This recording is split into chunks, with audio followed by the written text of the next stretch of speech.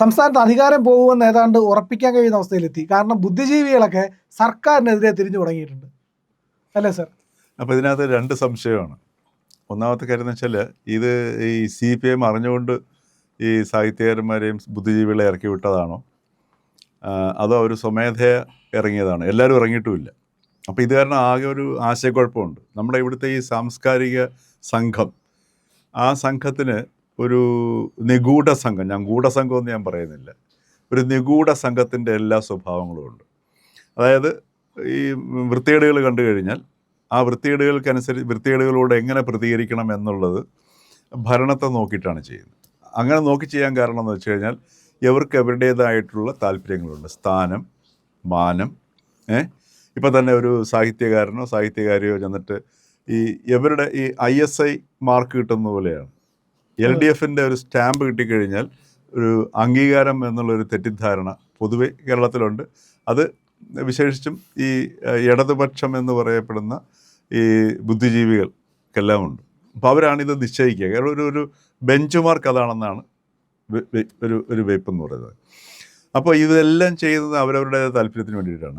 അതിന് യാതൊരു സംശയമില്ല. സ്വന്തം താല്പര്യത്തിന് വേണ്ടി മാത്രമാണ് ഇവരെല്ലാം നിൽക്കുന്നത്.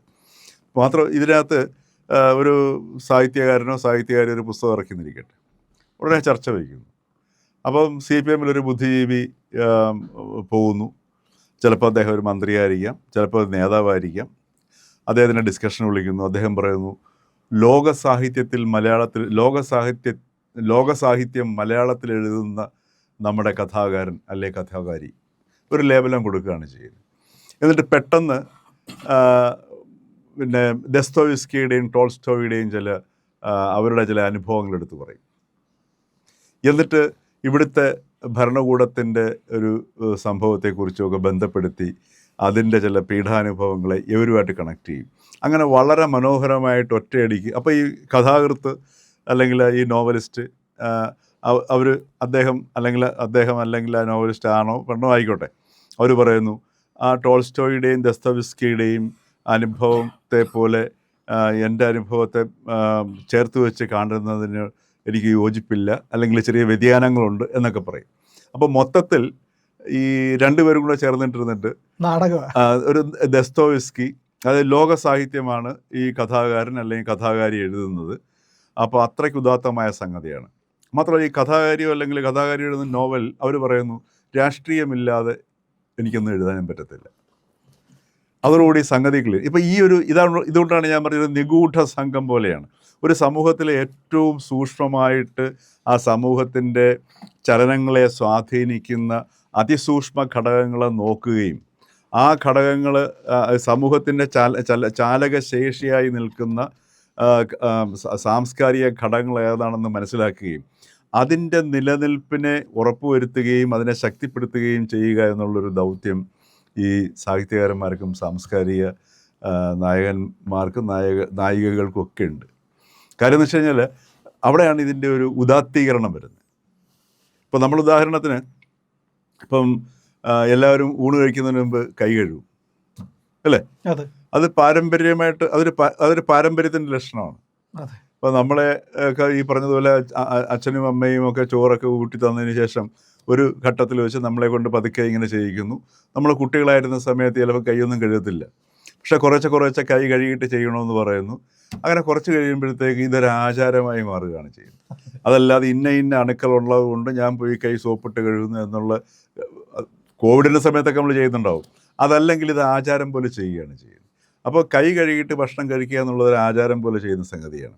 അത് പിന്നെ എന്താ പറയുക, ശുചിത്വത്തിൻ്റെ പോയിന്റ് ഓഫ് വ്യൂവിൽ വളരെ ആവശ്യമായ സാധനമാണ്, അല്ലേ? മറിച്ച് ഇത് വർഷങ്ങളായിട്ട് തുടരുന്ന ആചാരമാണ്, ഈ പാരമ്പര്യമാണ്. ഇതിനെ ബ്രേക്ക് ചെയ്യുന്നതാണ് ആധുനികത, പുരോഗമനം എന്ന് പറഞ്ഞിട്ട് നാളെ മുതൽ ഞാൻ കൈ കഴുകാതെ ഭക്ഷണം കഴിക്കാൻ പോവുകയാണെന്ന് തീരുമാനിച്ചു കഴിഞ്ഞാലുള്ള സംഗതി ഉണ്ടല്ലോ. അപ്പോൾ എന്ന് പറഞ്ഞതുപോലെ അപ്പോൾ ആ ഒരു കൈ കഴുകിയിട്ട് ഭക്ഷണം കഴിക്കുന്ന ആചാരത്തെ വേണോ വേണ്ടയോ എന്ന് നിശ്ചയിക്കുന്നത്, ഇത് കൈ കഴുകാതെ കഴിച്ചാൽ ആ രോഗാണുക്കൾ വരും, വയറിന് അസുഖം ഉണ്ടാവും, ആരോഗ്യം കേടാവും എന്ന അറിവുള്ള ഒരുത്തൻ ഇത് കഴിക്കരുത്, അങ്ങനെ കൈ കഴുകാതെ കഴിക്കരുതെന്ന് പറയും, അല്ലേ? അങ്ങനെ ഒരു ടെൻഡൻസി എവിടെയെങ്കിലും കാണുകയാണെന്നുണ്ടെങ്കിൽ, ഇപ്പോൾ ഉദാഹരണത്തിന് ജെൻസി കുട്ടികൾ നേരെ വന്നിരിക്കുന്നു, ഭക്ഷണം ഓർഡർ ചെയ്യുന്നു, കഴിക്കുന്നു. ഇതിപ്പോൾ ഇങ്ങനെ ഈ പുതിയ തലമുറയുടെ ഇടയിൽ ഇങ്ങനെ ഒരു സാധനം ഉണ്ടെന്നുണ്ടെങ്കിൽ അതൊരു കൾച്ചറായിട്ട് ഡെവലപ്പ് ചെയ്യാൻ സാധ്യതയുണ്ടെന്ന്.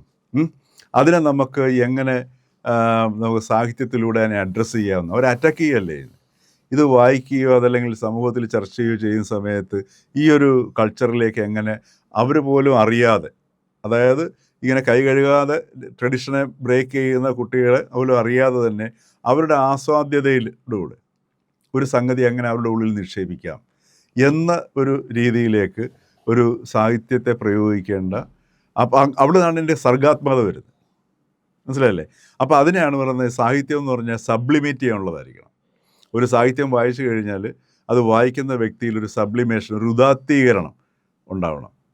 അത് നമ്മളുടെ ദൗർഭാഗ്യകരമെന്ന് പറയട്ടെ, നമ്മളുടെ ഈ കേരളത്തിൽ കൊണ്ടാടപ്പെടുന്ന ഒറ്റ സാഹിത്യകാരന്മാർക്കും സാഹിത്യകാരികൾക്കും അത് വളരെ അപൂർവം പേരെ ഒഴിച്ചു കഴിഞ്ഞാൽ, ഈ ആരുമില്ലാന്ന് നമ്മൾ അടച്ചാക്ഷേപിക്കല്ല, വളരെ വിരലിലെണ്ണാവുന്ന ആൾക്കാരെ മാറ്റി നിർത്തിക്കഴിഞ്ഞാൽ ഈ മുഖ്യധാരയിൽ മാധ്യമങ്ങൾ ആഘോഷിക്കുന്ന നമ്മുടെ സാഹിത്യകാരന്മാർക്കോ സാഹിത്യകാരികൾക്കോ സാംസ്കാരിക നായകർക്കോ അതില്ല എന്നുള്ളത് ഒരു യാഥാർത്ഥ്യമാണ്. അപ്പോൾ ആ ഒരു പശ്ചാത്തലത്തിൽ വേണം നമ്മളിപ്പോൾ സച്ചിദാനന്ദൻ്റെ ഈ പ്രസ്ഥാനം കാണാൻ. അദ്ദേഹത്തിന് 80 വയസ്സാകാൻ പോവുകയാണ്. ഈ 80 വയസ്സ് വരെ ഇപ്പോഴും അദ്ദേഹം കേരള സാഹിത്യ അക്കാദമിയുടെ പ്രസിഡൻ്റാണ്. അപ്പോൾ അദ്ദേഹത്തിൻ്റെ ഒരു സാധ്യത, അദ്ദേഹത്തിന് ഈ സ്ഥാനങ്ങളില്ലാതെ ജീവിക്കാൻ പ്രയാസമാണ്. മനസ്സിലായില്ലേ? അദ്ദേഹത്തിൻ്റെ കവിത എന്ന് പറയുന്നത് കേരളത്തിൽ സത്യം പറഞ്ഞു കഴിഞ്ഞാൽ ഈ പെസ്റ്റിസൈഡ്സ്, കീടനാശിനികൾ ചെയ്ത ദൗത്യമാണ് ഈ ആധുനിക കവികൾ അല്ലെങ്കിൽ ഗദ്യ കവിത എഴുതുന്ന കവികൾ നിർണയിച്ച പങ്ക്. കേരളത്തിൻ്റെ സംസ്കാരവും സാധാരണ ജനങ്ങളും തമ്മിലുള്ള ബന്ധത്തെ ഈ ശരിക്കും പറഞ്ഞൊരു ജൈവ ബന്ധമുണ്ട്. ഒരു മണ്ണിൽ ജീവിക്കുന്ന ജനങ്ങളും അവിടുത്തെ മണ്ണും തമ്മിൽ ഒരു ബന്ധം ഉണ്ടാവണം. അത് വളരെ സൂക്ഷ്മമായിട്ട് നമുക്കറിയാൻ പറ്റത്തുള്ളൂ. ആ ബന്ധത്തെ ദൃഢമാക്കുന്നതിൽ മുഖ്യ പങ്ക് വഹിക്കുന്ന ഒരു സംഗതിയാണ് കവിത എന്ന് പറയുന്നത്. അതാണ് ജൈവബന്ധം എന്ന് പറയുന്നത്. ആ ജൈവബന്ധത്തെ എങ്ങനെയാണോ നമ്മുടെ മേൽമണ്ണിൻ്റെ ജൈവ സ്വഭാവം ഈ അമിതമായ രാസവള പ്രയോഗവും പെസ്റ്റിസൈഡ്സും കൊണ്ട് ഇല്ലാതാക്കിയത്, അതുപോലെയാണ് കേരളത്തിലെ ഈ സാഹിത്യ വിമർശകരും ഈ ഗദ്യ കവിത രചയിതാക്കളും ലാറ്റിൻ അമേരിക്കൻ കവിത മാത്രമാണ് കവിത എന്ന് കാണുന്ന ആൾക്കാരുമൊക്കെ ചെയ്തത്. അതിൻ്റെയൊക്കെ ഒരു നല്ല ഉദാഹരണമാണ് സച്ചിദാനന്ദൻ മാഷ്. അദ്ദേഹത്തിനോടുള്ള സകല ബഹുമാനവും നിലനിർത്തിക്കൊണ്ട് പറയുകയാണ്. അദ്ദേഹത്തിനെ ചെറുതായി കാണിക്കുകയല്ല, പക്ഷേ അദ്ദേഹത്തിൻ്റെ പിന്നെ പല സന്ദർഭങ്ങളിലുള്ള പ്രസ്താവനകളും പിന്നെ നിലപാടുകളും കാണുമ്പോൾ നമുക്കതാണ് തോന്നുന്നത്. ഇപ്പോഴും അദ്ദേഹം സാഹിത്യ അക്കാദമി പ്രസിഡൻ്റാണ്. ഇനിയിപ്പോൾ വേണമെന്നുണ്ടെങ്കിൽ അദ്ദേഹം ആ സ്ഥാനത്തിരിക്കുന്നു. ഇപ്പം നാളെ UDF ആണ് അധികാരത്തിൽ വന്നു എന്ന് ഇരിക്കട്ടെ. UDF അധികാരത്തിൽ വരികയാണെന്നുണ്ടെങ്കിൽ സ്വാഭാവികമായിട്ടും ചിലപ്പോൾ UDF സർക്കാർ ചോദിക്കും, അങ്ങ് സാഹിത്യ അക്കാദമിയുടെ പ്രസിഡൻ്റായിട്ട് തുടരണം. മനസ്സിലായില്ലേ? അതുപോലും അദ്ദേഹം മുന്നിൽ കാണുന്ന ഒരു ലക്ഷ്യം തന്നെയായിരിക്കും എന്ന് നമ്മൾ സംശയിച്ചു കഴിഞ്ഞാൽ, അദ്ദേഹത്തിൻ്റെ ഇതുവരെയുള്ള നിലപാടുകൾ വെച്ച് നോക്കി സംശയിച്ചു കഴിഞ്ഞാൽ നിലപാടില്ലാത്ത ആളാണ് സച്ചിദാനന്ദൻ. കാരണം വാജ്പേയി സർക്കാരിൽ ഇരുന്ന ആള് പിന്നീട് അവിടെ നിന്ന് ഇറങ്ങിയിട്ട് വാജ്പേയിയും ഈ പറയുന്ന BJPയും സംഘപരിവാറിനെയൊക്കെ ചീത്ത വിളിക്കുന്നത് അല്ല, അത് അദ്ദേഹത്തിന്റെ ഒരു മിനിമം ആയിട്ടുള്ള സംഗതി. അദ്ദേഹത്തിന് സാഹിത്യ അക്കാദമി പ്രസിഡന്റ് ആക്കിയിരിക്കുന്നത് ഇവിടുത്തെ ഇടതുപക്ഷമാണ് അല്ലേ? അദ്ദേഹം ഒരു പ്രഖ്യാപിത ഇടതുപക്ഷക്കാരനുമാണ്. അദ്ദേഹം ഇനിയും ഞാനിനി സ്ഥാനങ്ങളിലേക്കില്ല എന്നിടക്കാലത്തൊന്ന് പ്രഖ്യാപിക്കുകയും ചെയ്തു. ഈ സന്ദർഭത്തിലാണ് ഇത് പറയുന്നത്. പക്ഷേ ഇവിടെ അദ്ദേഹത്തിന് ഉത്തരവാദിത്വമില്ല എന്നുള്ളതാണ്.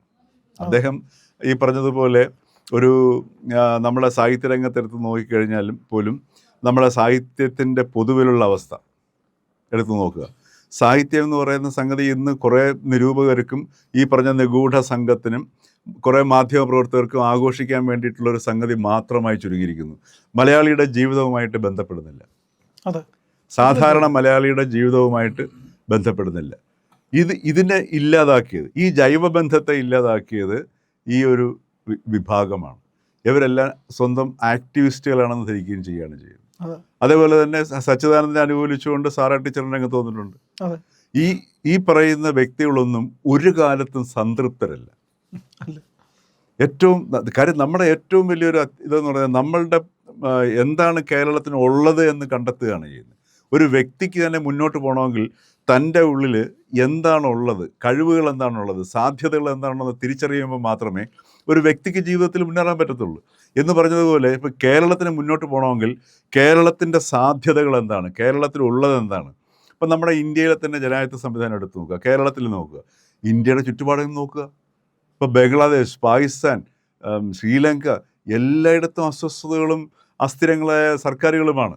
അപ്പം നമുക്കിവിടെ ഈ നിലവിൽ പേരിനാണെങ്കിൽ പോലും വളരെ ശക്തമായിട്ടുള്ള ഒരു ജനാധിപത്യ സംവിധാനമുണ്ട്. ആ സംവിധാനം ഉള്ളതിൻ്റെ പേരിലാണ് നമ്മൾ ഈ പ്രതിഷേധങ്ങളും ഇവിടെ ഇതൊക്കെ ഇല്ലയെന്ന് ഒന്നും സാധ്യമല്ല എന്നൊക്കെ പറയുന്നത് പോലും. പക്ഷെ അത് നമ്മൾ കളയാൻ പാടില്ല. സാങ്കേതികമായിട്ടുള്ള ഈ ജനാധിപത്യ സംവിധാനത്തിൻ്റെ ഭദ്രമായ അവസ്ഥയെ അതേപടിയെങ്കിലും സൂക്ഷിക്കേണ്ടതിൻ്റെ ഉത്തരവാദിത്വം ഇവിടുത്തെ ഈ പറഞ്ഞതുപോലുള്ള സച്ചിദാനന്ദ മാഷിനെ പോലുള്ള സാഹിത്യകാരന്മാർക്കുണ്ട്. വിമർശിക്കണം. പക്ഷേ നമ്മൾ ഇല്ല, ഇന്ത്യ ഇപ്പം ഇങ്ങനെ ആയിക്കഴിഞ്ഞു, അരക്ഷിതാവസ്ഥയിൽ ആയിക്കഴിഞ്ഞു 10 പ്രാവശ്യം പറഞ്ഞു കഴിഞ്ഞാൽ, ഒരു വ്യക്തിയെ നോക്കി, ഒരു കൊച്ചു കുട്ടീനെ നോക്കി നീ ഒന്നിനും കൊള്ളാത്തവനോടാണെന്ന് 10 തവണ പറഞ്ഞു കഴിഞ്ഞാൽ പിന്നെ അവൻ ഒന്നിനും കൊള്ളാത്തവനായി മാറും. മറിച്ച് നമ്മളുടെ സാധ്യതകൾ, കേരളത്തിൻ്റെ സാധ്യതകൾ, ജനാധിപത്യത്തിൻ്റെ അവസ്ഥ മോശം തന്നെയാണ്. നമ്മുടെ അവസ്ഥ മുകളിലേക്ക് പോവുകയല്ലേ, താഴേക്ക് പോവുകയാണ്. അപ്പോൾ താഴേക്ക് പോകുന്നതിന് എങ്ങനെയാണ് നമുക്കതിനെ തടഞ്ഞു നിർത്തി മുകളിലേക്ക് കൊണ്ടുപോകാൻ ശ്രമിക്കേണ്ടത്? അത് ഈ പറഞ്ഞതുപോലെ ഉത്തരവാദിത്വമില്ലാതെ ഏതെങ്കിലും ഒരു സുപ്രഭാതത്തിൽ ഒരു ഇൻ്റർവ്യൂ കൊടുക്കുന്നു, ഒരു പ്രസ്ഥാനം എടുക്കുന്നു, ഒരു ടെലിവിഷൻ ചാനലിൽ ഇൻ്റർവ്യൂ കൊടുക്കുന്നു, പണി കഴിഞ്ഞു. ഒരു റെസ്പോൺസിബിലിറ്റി ഇല്ല. അതാണ് ഈ ആക്ടിവിസ്റ്റുകൾക്കുള്ള പ്രശ്നം. അതാണ് അവരുടെ സ്വന്തമായ താല്പര്യങ്ങളും വൈകാരിക പ്രകടനങ്ങളുമാണ്. ഉദാഹരണത്തിന് പിണറായി വിജയൻ അതുപോലെ പ്രസ്ഥാനം നടത്താൻ പറ്റത്തില്ല.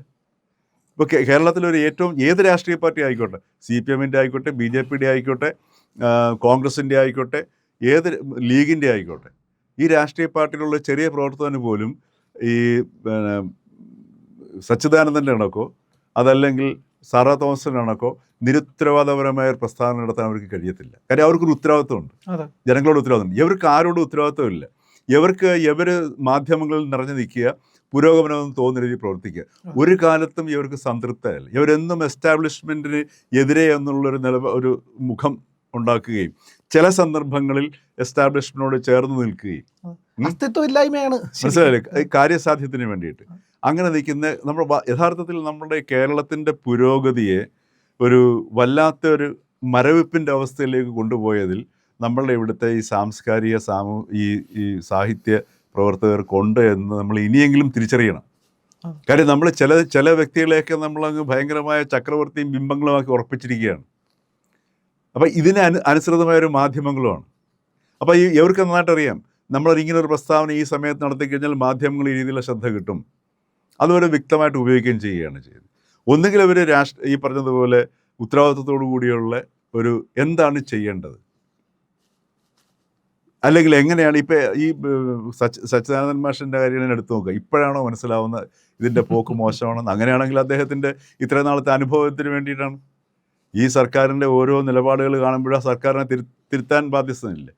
അദ്ദേഹത്തിനെ നിയമിച്ച നേതൃത്വത്തോട് പറയാൻ പാടില്ലേ നിങ്ങളിങ്ങനെ പോകരുത്, അല്ലേ? അപ്പോൾ ഇതൊക്കെ മനസ്സിലാക്കി, ഇതൊക്കെ നിരുത്തരവാദപരമായിട്ടുള്ള ഇതിന് കേരളത്തിലെ മാധ്യമങ്ങൾ ഈ വാർത്ത എന്താണെന്നുള്ളത് തിരിച്ചറിയാൻ കഴിയും, അതുകൊണ്ട് തന്നെ വാർത്ത സൃഷ്ടിക്കാൻ കഴിയുന്നില്ല.